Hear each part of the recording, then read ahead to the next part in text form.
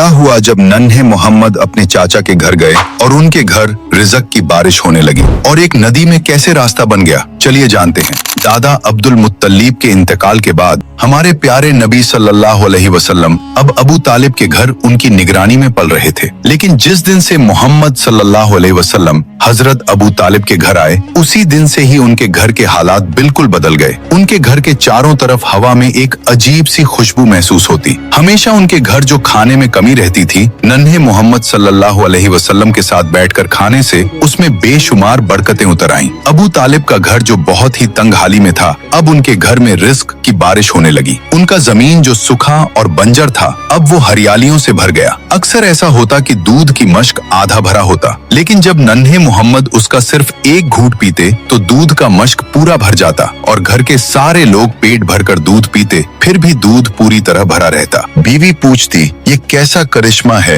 ये कैसा जादू है? हजरत अबू तालिब बोले, ये कोई करिश्मा नहीं, ये मेरे भतीजे मोहम्मद की बरकत है। अबू तालिब जब बच्चों को मोहम्मद सल्लल्लाहु अलैहि वसल्लम के साथ खेलते देखते तो उनके दिल में एक अजीब सा सुकून का एहसास होता। वो अपने दिल ही दिल में कहते, ये बच्चा अजीब है, अल्लाह ताला इस बच्चे को किसी बड़े काम के लिए तैयार कर रहा है। वैसे तो दादा हजरत अब्दुल मुत्तलिब का साया उठ चुका था, लेकिन उनके इंतकाल से पहले की वसीयत पूरी हुई। अबू तालिब ने उस वक्त से हुजूर सल्लल्लाहु अलैहि वसल्लम को अपने बेटे की तरह पाला और उनके लिए अपना सब कुछ कुर्बान करने को तैयार थे। और इस तरह नन्हे मोहम्मद की परवरिश अबू तालिब के घर होती रही। जब आप सल्लल्लाहु अलैहि वसल्लम की उम्र 10 साल हुई तो आप अपने चाचा जुबैर के साथ यमन की तरफ सफर के लिए निकले। गर्म रेगिस्तान की हवाओं में काफिले के कदम धीरे धीरे यमन की तरफ बढ़ रहे थे, लेकिन रास्ते में एक अजीब वाकया हुआ। एक वादी में एक ऊंट लोगों को गुजरने से रोक रहा था। जब उस ऊंट ने आपको देखा तो अपना सीना जमीन पर रगड़ने लगा, तो आप अपने ऊंट से उतरकर उस ऊंट पर सवार हो गए और जब वादी के दूसरे तरफ पहुंचे तो आपने उस ऊंट को छोड़ दिया। जब आप काफिले के साथ सफर से वापस लौटे तो देखा कि वो वादी पानी से भर गया है। आपने काफिले वालों से कहा, सारे लोग मेरे पीछे पीछे आ जाओ। जब आपने उस वादी में अपना पहला कदम रखा,